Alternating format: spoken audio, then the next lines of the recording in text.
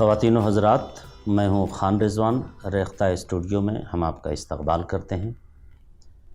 آج ریختہ اسٹوڈیو میں ہم جس شخصیت کو آپ کے روبرو کرانا چاہتے ہیں وہ اردو ادب کی ایک اہم شخصیت ہے، ہمارے نوجوان ادیب مترجم ڈاکٹر تمثال مسعود صاحب۔ مجھے امید ہے کہ آپ ان کی شخصیت سے واقف ہوں گے۔ تمثال مسعود صاحب کولمبیا یونیورسٹی نیو یارک میں پروفیسر ہیں۔ آپ اردو درس و تدریس سے وابستہ ہیں، کئی کتابوں کے مصنف رائٹر ہیں۔ ان کی ایک بہت اچھی کتاب جو اس سے قبل آئی تھی اردو نامہ کے نام سے، جو پاکستان سے شائع ہوئی تھی، وہ ہمارے اسٹوڈنٹ کے لیے، نئے بچوں کے لیے، نئی نسل کے لیے بہت اہم اور معلوماتی کتاب ہے۔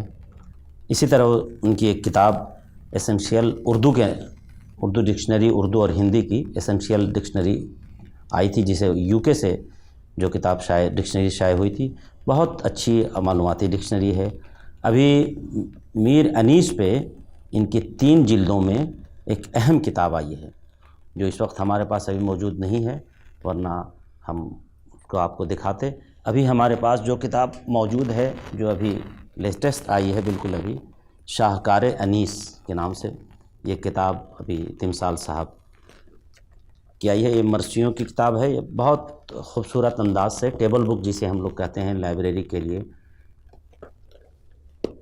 دوسری ایک کتاب مراسلت کے نام سے ہے، یہ نیر مسعود صاحب اور محمد عمر میمن صاحب کی کتاب ہے۔ تمثال مسعود صاحب نے اسے ترتیب اور دیا ہے اور مقدمے کے ساتھ اسے شائع کیا ہے۔ خواتین و حضرات، مجھے اس چھوٹے سے تعارف سے مجھے امید ہے کہ آپ کو اندازہ ہو گیا ہوگا کہ تمثال مسعود صاحب کی شخصیت نئے لوگوں کے لیے ایک رہنما شخصیت ہے۔ ہمیں ان سے بہت کچھ سیکھنے کے لیے ملتا ہے جب ہم ان کی شخصیت کو پڑھتے ہیں۔ کالم نگار بھی ہیں، بلاگ لکھتے ہیں، بہت ادب کی دنیا میں ایک بڑا کام ہے ان کا۔ سب سے اہم بات یہ ہے کہ آپ نیر مسعود صاحب کے صاحبزادے ہیں۔ نیر مسعود صاحب کو پوری اردو دنیا، بلکہ پوری دنیا جانتی ہے، طاؤس مینا کے حوالے سے، اور بھی بہت ساری تخلیقات ہیں ان کی، لیکن طاؤس مینا ایک ایسی کتاب ہے جو ادھر کئی سالوں میں سب سے زیادہ پڑھا جانے والا افسانہ، پڑھی جانے والی کتاب ہے۔ نیر مسعود صاحب محقق بھی ہیں، نقاد بھی ہیں، اور اس سے جسے شہرت ملی وہ ایک افسانہ نگار کی حیثیت سے، لیکن ان کے بقول کہ انہوں نے افسانے سے زیادہ تحقیق اور تنقید میں 10 گنا زیادہ انہوں نے کام کیا ہے، یہ نیر مسعود صاحب کا۔ ان کے دادا بھی عالمی شہرت یافتہ ادیب مسعود حسین رضوی ادیب، ہم سب نے ان کو پڑھا ہے، ہم سب انہیں جانتے ہیں۔ تو یہ ان کا تعلق اس خانوادے سے ہے، ایک علمی خانوادہ اور سے ان کا تعلق ہے۔ یہ لکھنؤ کے رہنے والے ہیں، لیکن کولمبیا میں درس و تدریس کی وجہ سے وہاں مقیم ہیں۔ لکھنؤ آپ جانتے ہیں کہ تہذیبی شہر ہے، ایسا شہر ہے جو ہماری گنگا جمنی تہذیب کی ایک بڑی علامت کے طور پر ہم اسے جانتے ہیں۔ ہم نیر مسعود صاحب سے یہ جاننا چاہیں گے کہ آپ کا علمی گھرانے سے، خانوادے سے تعلق ہے۔ آپ مسعود حسین رضوی ادیب کے پوتا ہیں۔ نیر مسعود صاحب عالمی شہرت یافتہ ادیب، فکشن رائٹر، ان کے آپ بیٹے ہیں۔ آپ اس تعلق سے آپ کچھ بتائیں۔ شکریہ۔ سب سے پہلے تو بہت عرصے سے یہ خواہش تھی کہ دلی جائیں گے اور وہاں ریختہ کا پورا انتظام دیکھیں، کتابیں کس طرح سے ڈیجیٹائز ہو رہی ہیں، اور یہ جو کام بہت اہم۔ تو خیر یہ بہت اچھا لگ رہا ہے کہ آپ کے ساتھ یہاں کچھ گفتگو ہو رہی ہے، باتیں ہو رہی ہیں۔ تو اس میں جو آپ نے سوال کیا خانوادے والا، تو وہ دوسروں کے لیے تو بہت چارمنگ ہے، لیکن خود ہمارے لیے بہت مشکل چیز ہے، کیونکہ کہیں بھی اردو والوں کے بیچ میں ان کے سامنے جیسے ہی پہنچے تو بس یہی تعارف ہے کہ یہ نیر مسعود ان کے بیٹے ہیں اور مسعود حسن رضوی ادیب ان کے پوتے ہیں، تو وہ ایکسپیکٹیشنز بس بہت ہائی ہو جاتی ہیں کہ، اور اس کو برقرار تو نہیں رکھ سکتے، لیکن بہت زیادہ ویٹ اس کا ہوتا ہے کہ ہم کیسے گفتگو کر رہے ہیں، کیسے لوگوں سے بات کر رہے ہیں، اور لکھنے میں بھی کہ جو بھی ہم لکھ رہے ہیں تو اس کو بہت الگ طرح سے جج کیا جائے گا کہ جو بھی اگر کمی ہوگی تو وہ بہت بڑی کمی ہو جائے گی. کہ مثال کے طور پر اگر ریفرنس میں ہم نے کوئی شعر نوٹ کیا اس میں، اور اگر وہ غلط ہے شعر، تو یہ بہت بڑی غلطی مانی جائے گی کہ بتائیے ان کے پوتے، ان کے بیٹے، اور یہ لکھا ہے انہوں نے. صحیح بات. تو وہ چیزیں ہمارے لیے اس کی وجہ سے ایک آسانی نہیں، اس کی وجہ سے فائدہ یہ ہے کہ بہت زیادہ احتیاط سے کام کرتے ہیں، دھیرے دھیرے بہت کام کرتے ہیں. کچھ بھی لکھتے ہیں تو نوک پلک اس کی پوری ٹھوک بجا کے دیکھ لیتے کہ بھئی یہ بات ایک دم صحیح حوالوں کے ساتھ ہے، تب اس کو آگے بڑھاتے ہیں. تو اس کی وجہ سے لکھنے کی رفتار بھی بہت سست ہے. کوئی مضمون لکھ رہے ہیں تو اچھا خاصا وقت لگتا ہے اس میں، لیکن پھر وہی اس سب کا فائدہ ہی ہے کہ جو بھی چیز لکھی تو اس میں ہوتا ہے کہ چلو یہ ٹھیک بات ہے اس میں. اور اس گھر سے تعلق ہونے کا دوسری طرف سے بہت فائدے بھی ہوئے، کیونکہ بچپن سے ہمیشہ، اب تو بتاتے ہوئے تھوڑا عجیب لگتا ہے کہ گھر پر ایک دن ایسا نہیں ہوتا تھا کہ لوگ والد صاحب کے پاس نہ آ رہے ہوں. روز، ہر روز شام کو لوگ ضرور آتے تھے، اور وہاں جو گفتگو ہوتی تھی، جس طرح سے نشست برخاست، اس کا بہت زیادہ اثر ہے. تو وہ جو کہتے ہیں کہ ایک ہے تعلیم اور ایک ہے تربیت. تو تعلیم آپ حاصل کر سکتے ہیں اسکول میں، یونیورسٹی میں، باہر، لیکن تربیت کیسے حاصل کی جائے، تربیت کہاں ملے گی، وہ بڑا مشکل کام ہے کہ ہم کہاں جائیں تربیت کے لیے. کیونکہ وہ تربیت بھی کچھ وہ کتاب والی چیز ہے نہیں، وہ اس کا کوئی فارمولہ ہے نہیں، وہ تو بس ایک ماحول کی بات ہے. اور وہ تربیت بھی کوئی اس کا پیرامیٹر نہیں ہے کہ یوں ہے تو اچھی تربیت ہے اور یوں ہے تو وہ بری تربیت ہے. تو اس ماحول سے، ان قدروں سے آپ واقف ہیں، ان کی اہمیت کو آپ سمجھتے ہیں، تو اس تربیت کی اہمیت کو آپ سمجھتے ہیں. تو وہ تربیت ظاہر سی بات ہے اس گھر میں، ان لوگوں کے بیچ میں جو تربیت جو بھی ملی، تو وہ بھی بہت بہت کام آتی ہے ہمارے ہمیشہ. جیسے مثال طور پر جب کچھ دنوں کے لیے ہم ممبئی میں بھی رہے، وہاں اسسٹنٹ ڈائریکٹر اور اسکرپٹ رائٹنگ، ڈائلاگ رائٹنگ، یہ سب کچھ کام وام کرتے تھے. تو وہاں ایک بار ایک صاحب کے آفس گئے، سینئر صاحب تھے، وہ ڈائریکٹر، اسکرپٹ رائٹر خود بھی. تو بس ہم اندر داخل ہوئے، شاید ہم نے آداب کہا ہوگا کہ یوں آداب، تو انہوں نے کہا کہ آپ لکھنؤ سے آپ کا تعلق ہے. کیا بات. تو ہم نے کہا کہ آپ کو کیسے، ہم نے تو ابھی کچھ بات بھی نہیں ہوئی، نام بھی نہیں کچھ، کہ نہیں جس طرح سے آپ اندر آئے دروازے کے، جس طرح سے آپ نے آداب کیا، وہ جو پورا باڈی جیسچر جو تھا آپ کا، اس سے مجھے سمجھ میں یہ آیا کہ یہ جو تربیت یافتہ ہے، یہ لکھنؤ کا تربیت یافتہ ہے.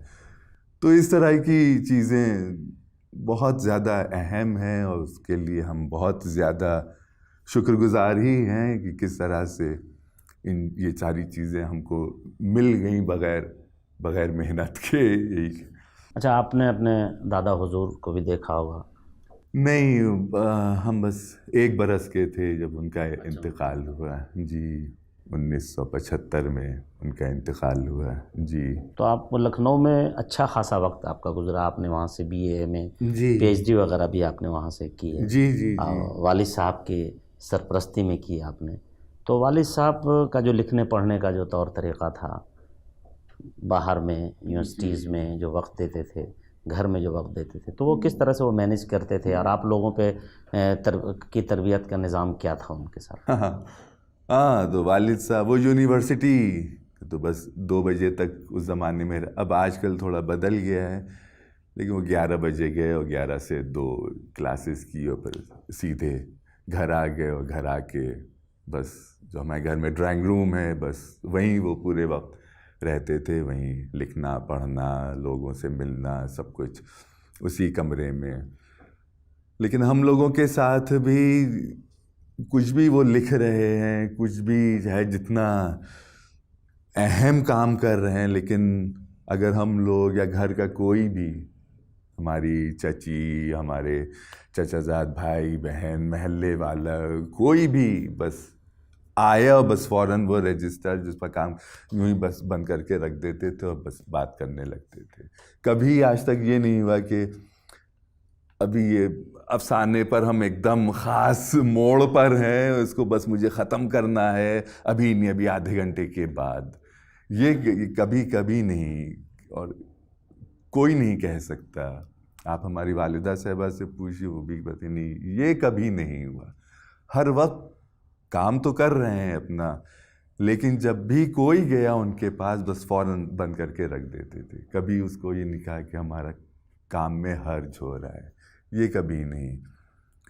تو وہ بھی بہت اہم چیز ہے کہ ٹھیک ہے آپ کا ادبی کام تو اپنی جگہ، لیکن جو ہمارے آس پاس لوگ ہیں ان کے ساتھ ہمارا رویہ کیسا رہنا چاہیے، کتنا اپنے آپ کو ایکسیسیبل رکھیں. یہ بھی ان کی ایک بہت خاص چیز کہ اپنے آپ کو انہوں نے بہت ایکسیسیبل رکھا.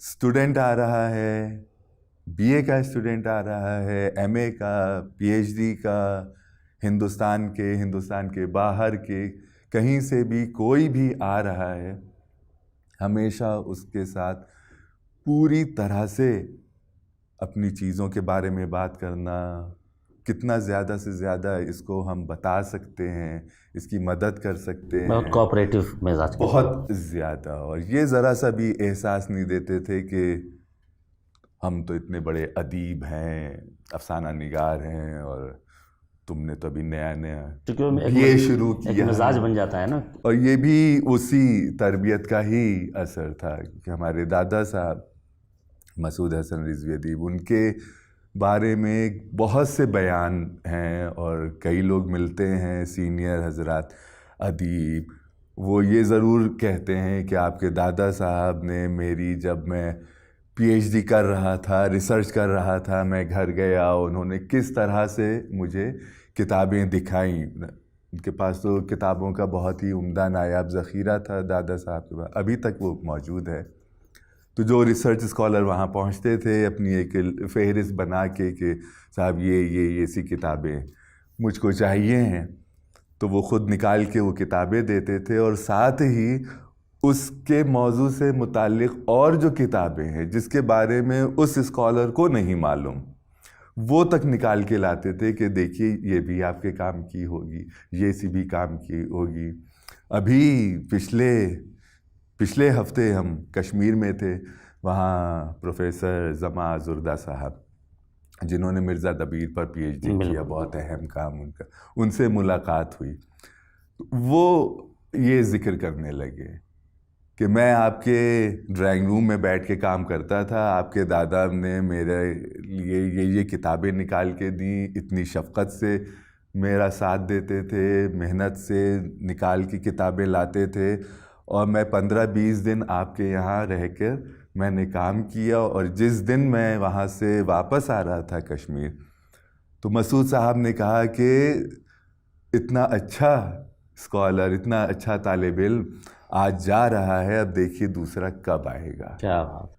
تو اس بات کو کتنے سال ہو گئے، مطلب 70 سال، 60-70 سال کے بعد وہ شخص یہ بات ہم کو بتا رہا ہے. تو تو یہ وہ سب چیزیں ہیں تربیت والی، اور یا جس کو اب ہم کہتے ہیں کہ وہ صاحب تہذیب اور لکھنؤ کی تہذیب، تو یہ ہیں وہ چھوٹی چھوٹی سی. اب ظاہر سی بات ہے آپ نے اپنے والد صاحب اور دادا کے جو کارنامے ہیں، جو ان کی تربیت کا حصہ جو چیزیں تھیں وہ آپ نے سنی، آپ کو بھی اس کا پاس رکھنا ہوتا ہوگا. پاس رکھنا ہوتا ہے، اور دوسرے اسی طرح سے توقع کرتے ہیں کہ بھئی یہ بھی کچھ اسی تربیت کے ہونا چاہیے، ان میں بھی اثر. تو وہ سب بہت اہم چیزیں ہیں جو ہمارے لیے، کہ کیا کلچر ہے، کیا تہذیب ہے، کیا ثقافت ہے، یہ سب. پھر دیکھیے آپ سے توقعات اس لیے بھی زیادہ ہیں کہ آپ کا پورا خانوادہ، دادا ابا سے لے کے آپ کے والد صاحب، پھر وہ شہر جو آپ کا کلچرل شہر ہے، ایک تاریخی شہر ہے، نوابوں کا شہر ہے، تو کئی تہذیبیں وہاں پلتی ہیں وہاں. تو لوگ چاہتے ہیں کہ آج بھی ان تہذیبوں کا مظہر وہاں کے لوگوں سے ہو. پھر ایک پڑھا لکھا آدمی سے جب واسطہ پڑتا ہے کہ پڑھا لکھا انسان ہے، پڑھے لکھے آدمی ہیں، تو توقعات تو بڑھ جاتی ہیں، یہ فطری ہے. ہاں بالکل. لیکن والد صاحب کا رویہ کالج یونیورسٹیز کے طلباء کے ساتھ، اسٹوڈنٹس کے ساتھ جیسا ہوتا تھا، عام طور پہ لوگوں کا اسی طرح سے ہوتا ہے. گھر میں آنے کے بعد رویہ بدل جاتا ہے. تو کیا وہ گھر میں آنے کے بعد بھی پروفیسر بنے رہتے تھے، یا ادیب بنے رہتے تھے، یا پھر عام انسان کی طرح سے آپ لوگوں کو انٹرٹین کرتے تھے؟ آپ کی والدہ کے ساتھ، آپ کے ساتھ، بہنوں کے ساتھ، ان لوگوں کے ساتھ کیسا ان کا معاملہ؟ وہ تو یونیورسٹی میں بھی نہیں پروفیسر بنے رہتے تھے، نہ کسی سیمینار میں، بالکل بھی نہیں. کہ جب جائیں تو آگے کی جو صف ہے اس میں بیٹھے، یا ڈائس پر جا کے بیٹھے اور لوگوں کو پتہ ہو کہ میں آیا ہوں اور میں ہوں، بالکل بھی نہیں. بس ہال کے اندر گئے، جو سب سے پہلی دکھائی دی جگہ خالی، بس وہاں جا کے بیٹھ گئے.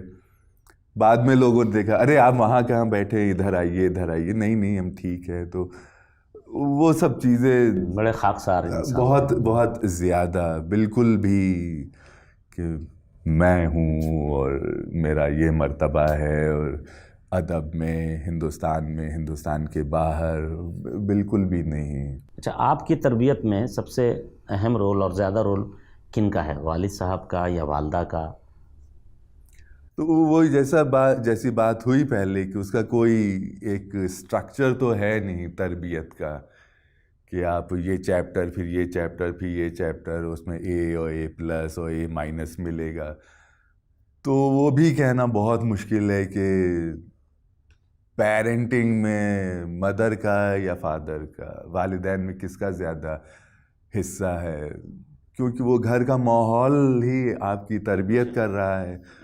تو وہ دونوں کا جب تک اچھا ایک منظم ملا ہوا نہیں ہے ماحول، تو پھر تربیت بھی ویسی اچھی نہیں ہو سکتی. ہماری والدہ صاحب، ان کا خانوادہ بہت لوگ، ان کے میر انیس کے گھر سے رشتے ہیں، مرزا دبیر کے گھر سے ہے، اور مقبول الدولہ قبول ان کے گھر سے. ان کے یہاں بہت بڑے بڑے خانوادے اس کا، اور حکمت کا بھی ایک بڑا، اور مذہبیت کا بھی. تو اس کی وجہ سے ان کے مزاج میں، ان کے طور طریقے میں تو اور بھی زیادہ انکسار ہے. کیا وہ کبھی نام ہی نہیں لیں گی کہ ہاں میر انیس سے ہمارے تعلقات، یا تعلقات معاف کیے، ان سے ہماری رشتہ داری، یا مرزا دبیر سے، ایسے کبھی بات نہیں ہوتی. تو اور وہ بھی، والد صاحب بھی بہت زیادہ ان کی عزت کرتے تھے، اور جب بھی کہانی مکمل ہوتی تھی تو سب سے پہلے والدہ کو دیتے تھے کہ یہ پڑھو اور بتاؤ کیسی ہے. اور ان کی سب، جب وہ کچھ بتاتی تھیں اس کو بہت غور سے سنتے تھے کہ ہاں یہ کہانی اچھی لگی، کہ نہیں یہ کہانی اتنی اچھی نہیں. یہ تو نہیں کہتی تھی کہ نہیں اچھی لگی، بس یہ کہ یہ سمجھ میں نہیں آئی.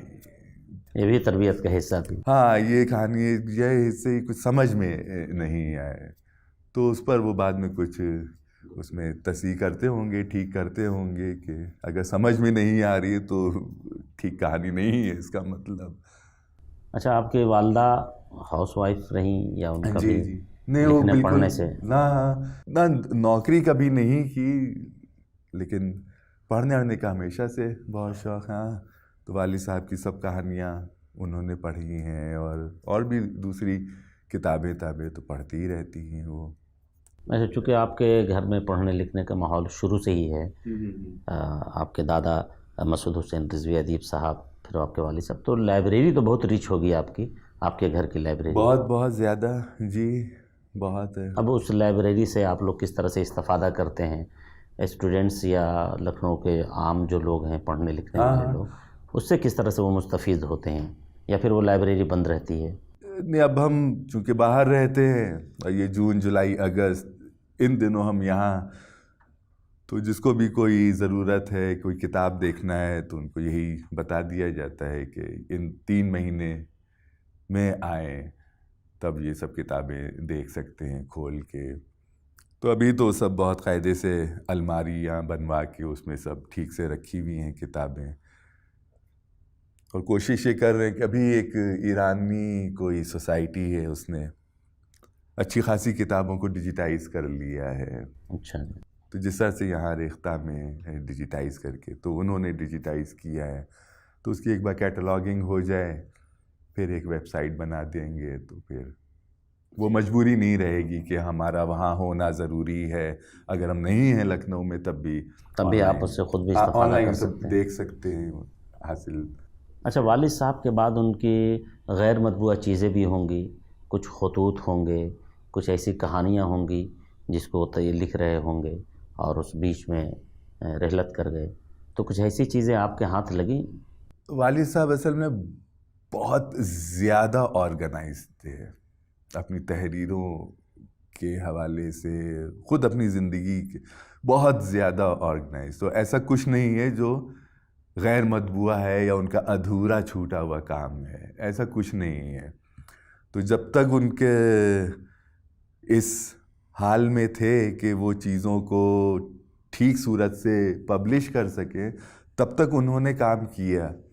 پھر جہاں ان کو احساس ہوا کہ اب کام میں گڑبڑ ہو جائے گی، کر تو سکتا ہوں میں لیکن گڑبڑ ہو جائے گی، بس وہاں پہ انہوں نے روک دیا اپنا قلم، پھر کوئی چیز نہیں شروع کی۔ ورنہ ان کو ان سب چیزوں سے بہت زیادہ ایک تو اویئر اور بہت کانشیس تھے۔ وہ ہوتا نہیں ہے کہ جب ایک افسانہ نگار ہے تو پھر لوگ کہنے لگتے ہیں کہ اب وہ اپنی ہی کہانیوں کو دہرا رہے ہیں۔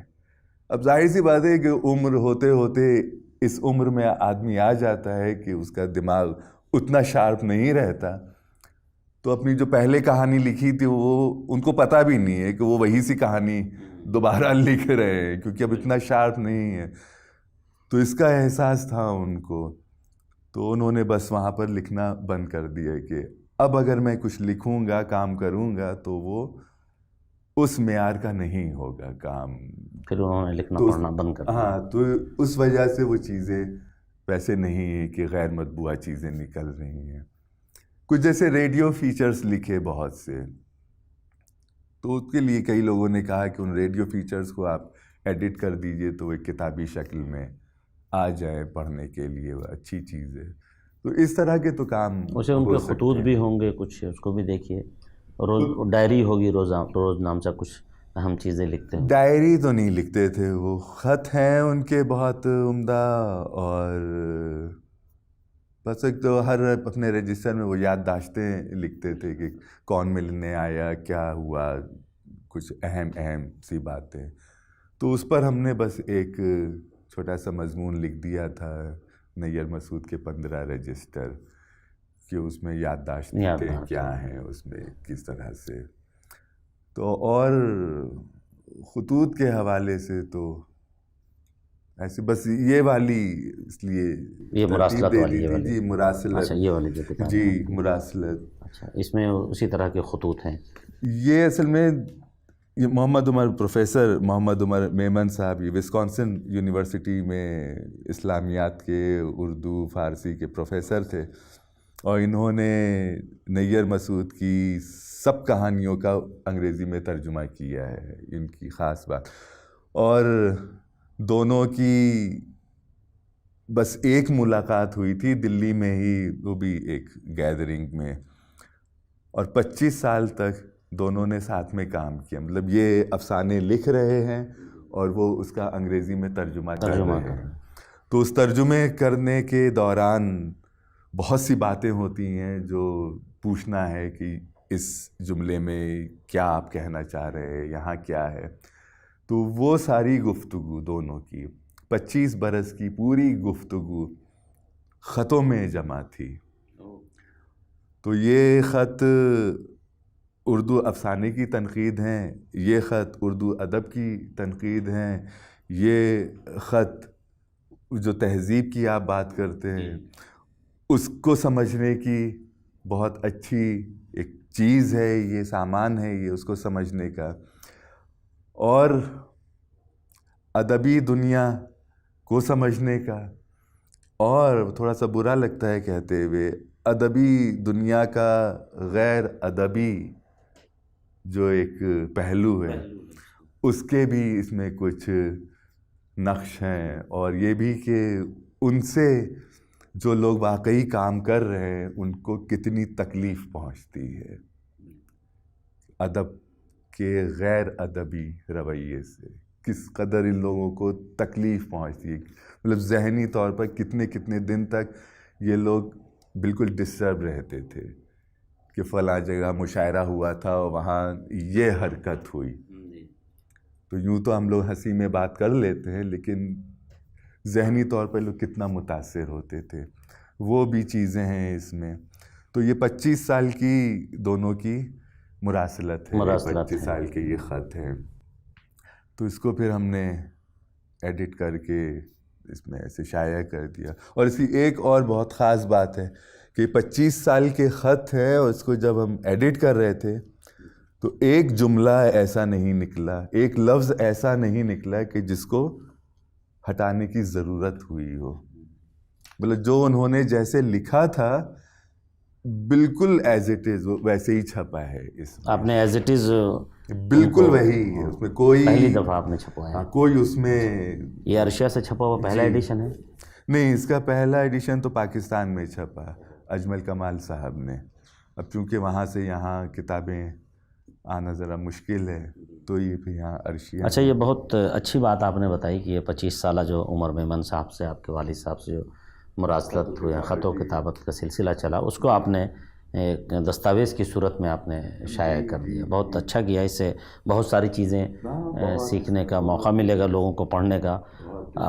یہ اب آپ کو لوگ, ظاہر سی بات ہے آپ وارث ہیں نیر مسعود صاحب کے. نہیں وارث علمی وارث آپ ہیں, بہت بڑا علمی جو کارنامے, جو نام انہوں نے پیدا کیا, جو ادبی دنیا میں جو مقام ان کو حاصل ہوا, اب ظاہر سی بات ہے ان کے فرزند کو لوگ اسی نظر سے دیکھتے ہیں. ہر گھر, بڑے گھر کے بچوں کو بھی اسی نظر سے دیکھا جاتا ہے. تو بڑے ان دا سینس ہے کہ پڑھے لکھے گھرانے سے تعلق ہوتا ہے تو آدمی ایک توقع کی نظر سے دیکھتا ہے. آپ اس توقع کی نظروں کو, جو نظریں آپ پہ لگی ہوئی ہیں, جن سے توقعات آپ کی وابستہ ہیں, آپ اس کو ان توقعات پر کھرا اترنے کے لیے آپ کیا کچھ کر رہے ہیں؟ کھرا اترنا تو بہت مشکل ہے, بس کام ہی کر رہے ہیں جو بھی دھیرے دھیرے تھوڑا تھوڑا کر کے, اور احتیاط سے کہ گڑبڑ کام نہ ہو, کچھ ایسی چیز نہ ہو کہ لوگ کہیں کہ بتائیے انہوں نے یہ لکھا ہے, ایسا لکھا ہے. تو اس کا ہی بس بہت زیادہ خیال. یعنی فکشن لکھنے کی طرف آپ کا کوئی رجحان نہیں ہے؟ افسانے لکھے تھے جب تھوڑے سے بچپن میں, بی اے تک میں افسانے لکھے, پھر وہ بند کر دیا لکھنا کیونکہ اس میں بہت زیادہ کمپیریزن ہو رہا تھا کہ یہ تو بالکل اپنے والد کی طرح لکھ رہے ہیں, بالکل وہی افسانہ, بہت عمدہ آپ نے لکھا ہے, بالکل لگ رہا ہے نیر مسعود کا افسانہ. تو یہ تعریف تو ہے لیکن اس میں ہم کہاں ہیں؟ کہ ہمارا افسانہ بالکل ان کا لگ رہا ہے تو ہمارا افسانہ کہاں ہے؟ اور پھر اس میں لوگوں کے لیے بھی بڑا مشکل تھا کہ اگر ہم نے افسانہ لکھا ہے تو وہ تعریف کرنا ان کے لیے لازمی ہے. کہ یہ تو نیر صاحب کے بیٹے ہیں, وہ اتنے عظیم افسانہ نگار, تو ان کے بیٹے افسانہ لکھ رہے ہیں تو کہیں گے ہی کہ بہت عمدہ آپ نے افسانہ لکھا ہے, یہ تو نہیں کہہ سکتے کہ بہت خراب ہے. تو سب نے کہا کہ اس کو پھر ابھی چھوڑ دیا ہم نے کہ افسانے ابھی نہیں لکھیں گے, بعد میں ہوگا تو کبھی کچھ لکھیں گے افسانے, لیکن افسانے نہیں. لیکن وہ دل تو چاہتا ہے کچھ کریٹیو رائٹنگ کا, تو اس لیے وہ کچھ کالم لکھ دیتے ہیں اخبار کے لیے، تو اس میں تھوڑی اچھا ہاں، آپ کا ایک کالم میں نے پڑھا تھا، امرود کی مہک، جی، اور ایک اور کالم تھا سوانح اخبارات کر کے، جی ہے نا؟ جی، تو مجھے لگا کہ یہ تاریخی چیزوں کو آپ نے کالم نویسی میں لا کر کے ایک نیا پہلو ہے کالم نویسی کا۔ عام طور پہ کالم جو لکھتے ہیں حالات حاضرہ اور موجودہ جو چیزیں ہو رہی ہیں پریزنٹ میں، لیکن آپ نے بالکل بیک میں جا کے پیچھے کی چیزوں کو، جی، ہے نا، ان چیزوں کو پیش کرنے، اس سے آپ مطلب قاری کو کیا بتانا چاہ رہے تھے؟ اس میں ہم نے یہی سوچا تھا کہ اردو، تہذیب، لکھنؤ، ان تینوں چیزوں سے ہی متعلق ہونا چاہیے کالم، اور اس کا کچھ نہ کچھ ریپریزنٹیشن یا کچھ نہ کچھ کنیکشن آج کے حالات میں ہو۔ یہ نہیں کہ خالی ہم گزشتہ وقت کی بات کر رہے ہیں کہ صاحب اس زمانے میں یوں ہوتا تھا اور لوگ ایسے پاندان ہوتے تھے اور اس میں سے پہلے یوں کھاتے تھے پھر یوں کھاتے تھے۔ وہ اتنا نہیں دل چاہ رہا تھا لکھنے کا کہ ایسی چیز ہو جو آج پڑھ کے بھی لوگ اس سے کچھ کنیکشن پیدا کر اس کو مجھے سکیں۔ پڑھ کے لگا اس میں کہ آپ نے امرود کا ذکر کیا کہ آپ اس وقت شاید وہاں تھے، میکسیکو میں تھے، تو امرود کہیں رکھ دیں تو اس کی خوشبو بہت ہوتی ہے، یہاں بھی تازہ اور فریش امرود وغیرہ اس طرح کا، تو مجھے لگا کہ ایک تاریخی سلسلہ ہے جو آپ تاریخ کو یاد کرنا چاہتے ہیں اپنے ہسٹری میں۔ اچھا مختصر یہ جاننا ہم چاہتے ہیں، ہمارے جو سامعین ہیں، جو قارئین ہیں، جو آپ کو سن رہے ہیں ریختہ کے پلیٹ فارم سے، ریختہ اسٹوڈیو سے اس ویڈیو کو جو دیکھ رہے ہیں، آپ کی اہم شخصیت ہے، آپ ہندوستان میں نہیں رہتے ہیں، آپ کے پاس جو تجربہ ہے وہ یہاں کے ساتھ ساتھ کولمبیا اور دیگر باہر ملکوں کا ہے۔ آپ اردو اور ہندی لٹریچر کو، زبان کو، تہذیب کو وہاں پڑھاتے ہیں، تو کیا آپ کو لگتا ہے کہ اس کی ضرورت ہے وہاں، یا غیر ضروری طور پہ یہ کام ہو رہا ہے، یا وہاں لوگ ہیں اردو اور ہندی جاننا چاہتے ہیں، پڑھنا چاہتے ہیں، یا ایسا کلچر وہاں ہے؟ چونکہ یہ ہمارا سب کنٹیننٹ کا ایک کلچر ہے، اس حساب سے ہم پڑھتے سیکھتے ہیں۔ جی جی جی، نہیں وہ بہت ضروری چیز ہے۔ یہ زبان ہی ایک ایسی چیز ہے جو دو بالکل مختلف لوگوں کے بیچ ایک برج بن پل کا سکتی کام ہے، کرتے ہیں، اور بالکل۔ ہم سمجھ سکتے ہیں کہ آپ کے دل میں کیا ہے، آپ کے کیا احساس ہے، کس چیز سے آپ کو تکلیف ہوتی ہے، کس چیز سے آپ کو خوشی ملتی ہے۔ تو اس لحاظ سے زبان بہت اہم ہے، اور پھر اسی کے ساتھ وہ سب پوری تہذیب آتی ہے۔ زبان اور تہذیب کو الگ تو نہیں شاید کر سکتے، اور وہاں اس لیے بھی بہت ان باتوں پر زور دیا جاتا ہے کہ جو بالکل سائنٹیفک ہے معاملہ، جیسے کیمسٹری کوئی پی ایچ ڈی کر رہا ہے، اس طرح کے موضوعات میں جو بہت زیادہ ٹیکنیکل ہے، تو ان کے لیے وہ لازمی ہے کہ آپ زبان ایک پڑھیے، بالکل اجنبی زبان۔ تو وہ اس لیے کہ وہ دماغ ایک دم ٹیکنیکلٹی میں پھنس کے بس 1+1 2 2+2 4 نہ ہو کے رہ جائے۔ احساس زندہ رکھنے کے لیے بہت ضروری ہے کہ آپ زبان اور کچھ لٹریچر کے قریب آئیں، تو وہ ان کی ایک کہ سوچ بھی ہے ہے کہ آبجیکٹیوٹی سے ہٹا کے سبجیکٹیوٹی کی طرف لایا جائے، دوسرے تہذیبوں سے ان کا سامنا ہو۔ تو کیا دوسری تہذیبوں کے لوگ، دوسرے زبان کے لوگوں کے بھی کبھی وہ لوگ بھی اپنی تہذیب کو متعارف کراتے ہیں، اپنی زبان کو؟ ہاں بالکل، جب وہ کلاس میں ہیں وہاں پر ہندوستانی، جن کے ماں باپ والدین ہندوستانی ہیں، وہ بچے بھی ہیں، پاکستان سے آئے ہوئے بچے ہیں، بنگلہ دیش سے آئے ہوئے بچے ہیں، اور خود امریکہ میں تو دنیا بھر کے بچے ہیں الگ الگ، تقریباً ممالک کی فیکلٹیز وہاں ہیں، فیکلٹیز بھی ہیں اور اسٹوڈنٹ بھی ہیں۔ تو جب ایک بات ہوتی ہے تو اس میں یہ ان کا کچھ کمنٹ، ان کا کچھ کمنٹ، تو اس سے بہت ایک وہ سا ماحول بنتا ہے کہ جس کو کہتے ہیں کہ ایمپیتھی، جو ایک لفظ ہے، عجیب بات ہے کہ ہندی اور اردو میں ایمپیتھی کے لیے کوئی لفظ نہیں ہے، تو وہ ایمپیتھی کیسے کریٹ ہو، یہ بہت اہم ہے۔ ٹھیک ہے، آپ کا نام کچھ بھی ہے، آپ کا مذہب اپنا کوئی مذہب ہے، آپ کے اپنے کوئی رسم و رواج ہیں، لیکن ان سب سے پہلے تو آپ ایک انسان ہیں، اور ہم کچھ بھی ہے لیکن ہم پہلے ایک انسان ہیں. تو اس لیول پر ہم آپ کے ساتھ کیسے کنیکٹ کریں؟ اچھا، یہاں کی جو آپ ہندوستانی تہذیب کلچر کو جو پڑھاتے ہیں اور لینگویج کو تو اس میں کیا کیا پریشانیاں آپ کو وہاں درپیش ہوتی ہیں؟ مسائل درپیش ہوتے ہیں یا پھر کوئی پرابلم نہیں ہے، اس لیے چیزوں کو وہاں ڈیلیور کر رہے ہوتے ہیں؟ ارے بہت زیادہ سینسیٹیو سوال ہے. اس میں کئی بار بہت ہم پھنس جاتے ہیں، خاص طور سے کہانیاں پڑھاتے وقت یا فلم دکھاتے وقت، ہندوستانی فلم یا یہاں کے اخبار، یہ سب. تو اس میں جس طرح سے جو عورتوں کے ساتھ یہاں کا رویہ ہے، سوشل لائف میں جس طرح سے عورتوں کا جو مقام ہے، وہ بہت زیادہ ڈسٹرب کرتا ہے وہاں اسٹوڈنٹس کو، کہ یہ ایسے کیسے کہہ سکتے ہیں ایک عورت سے، اس کو یہ نام کیسے لے سکتے ہیں. جتنی بھی معاف کیجیے، جتنی بھی گالیاں ہیں وہ سب عورتوں سے ہی ہے. یہ کیسا معاشرہ ہے؟ وہ ان کے لیے نئی چیزیں ہوتی ہیں. بہت زیادہ نہیں بہت زیادہ ان کے لیے ہرٹنگ ہے، بہت زیادہ ان کو تکلیف ہوتی ہے کہ ایسے دنیا کیسے ہے ادھر، اتنا زیادہ کیسے عورتوں کے ساتھ معاملات ہیں.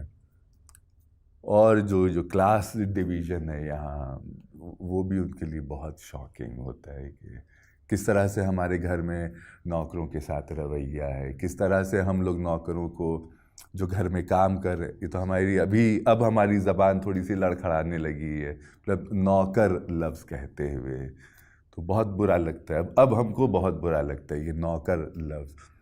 تو گھر میں جو لوگ کام کر رہے ہیں ان کو باسی کھانا کیسے دے دیتے ہیں یہ لوگ. تو وہ بہت ان کو دل پر لگتی ہے بات، کہ یہ رکھا ہوا کھانا ہے، یہ دے دو ان لوگوں کو.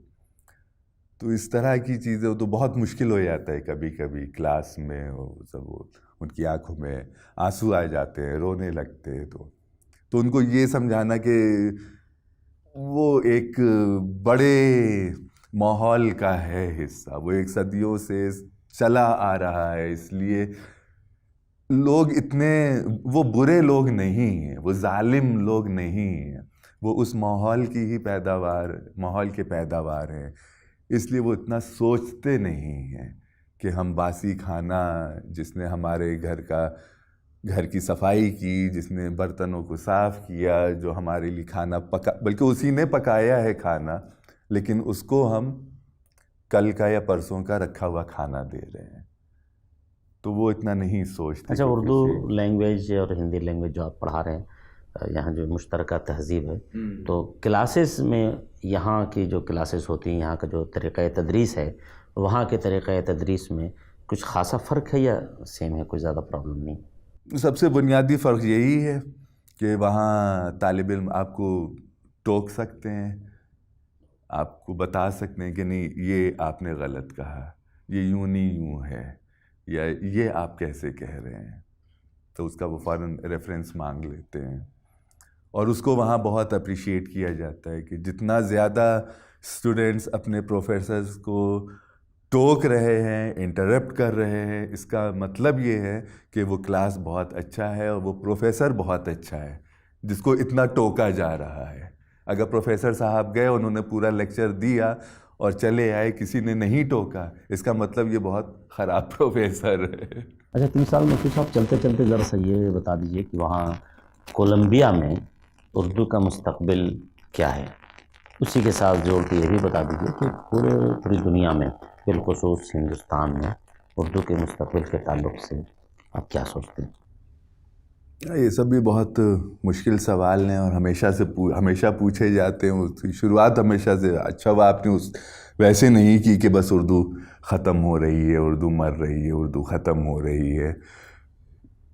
تو ہم ہی لوگوں کی یہ ذمہ داری ہے کہ اس کو کیسے کتنا کام کیا جائے کہ وہ زندہ رہے اور لوگ اس کو دیکھیں، لوگ اس کو سنیں، لوگ اس کی خوبصورتی کو، لوگ اس کے گرینڈر کو، لوگ اس کے رچنس کو دیکھیں اور وہ ہر زبان کے پاس ہے. اس پہ اردو کی کوئی خاص بات نہیں ہے کہ اردو ایک خوبصورت زبان ہے. جتنی زبانیں ہیں سب بہت خوبصورت ہیں اور سب بہت رچ زبانیں ہیں. ایسا تھوڑی ہے کہ یہ زبان رچ ہے اور یہ رچ نہیں ہے. لیکن اس کی رچنس کی سب سے زیادہ ذمہ داری ہم لوگوں کی ہے کہ اس کے ساتھ کتنی دیانتداری سے ہم لوگ کام کرتے ہیں, اس زبان میں کتنی دیانتداری سے کام کرتے ہیں. اگر ہماری کتاب ہے اور وہ صحیح کتاب ہے تو اس کو آگے کوٹ کیا جائے گا, اس کا ٹرانسلیشن ہوگا, اس پر لوگ بات کریں گے. اگر صحیح کتاب نہیں ہے, صحیح تحریر نہیں ہے تو لوگ نہیں پڑھیں گے, اس کو نہیں کوٹ کریں گے. تو زبان کی سب سے زیادہ ذمہ داری تو ہم لوگوں پر ہے. اور وہاں امریکہ میں یونیورسٹیز میں زبان اردو ہندی دونوں ہی پڑھائی جا رہی ہیں. زیادہ تر ساتھ میں ہی پڑھاتے ہیں اردو ہندی. تو اس میں اکثر ایسے اسٹوڈنٹ نکلتے ہیں جو آگے چل کر اسی میں پی ایچ ڈی اور پورا اپنا مستقبل اسی میں بناتے ہیں. بہت محنت سے کام کرتے ہیں. تو بس مستقبل تو ہم ہی لوگوں کے ہاتھ میں ہے. ہم لوگ جتنا اس کے لیے کام کریں گے اتنا اس کا اچھا مستقبل ہوگا. خواتین و حضرات, ابھی ہم روبرو تھے ڈاکٹر تمثال مسعود صاحب کے ساتھ. کولمبیا نیو یارک سے تشریف لائے ہیں, اردو کے پروفیسر ہیں. آپ بتا رہے تھے کہ اردو کا مستقبل دیگر زبانوں کی طرح اردو کا مستقبل بھی روشن ہے, تابناک ہے. شرط یہ ہے, ضرورت اس بات کی ہے کہ ہم سب مل کر اردو زبان کو, اپنی تہذیب کو اپنے اندر میں, اپنے گھروں کے اندر اور ہم جہاں بھی رہتے ہیں وہاں زندہ رکھیں. انشاءاللہ اردو کا مستقبل تابناک ہے, اس کے ساتھ کوئی خطرہ نہیں ہے. اسی کے ساتھ ہمیں اجازت دیجیے. اللہ حافظ. شکریہ.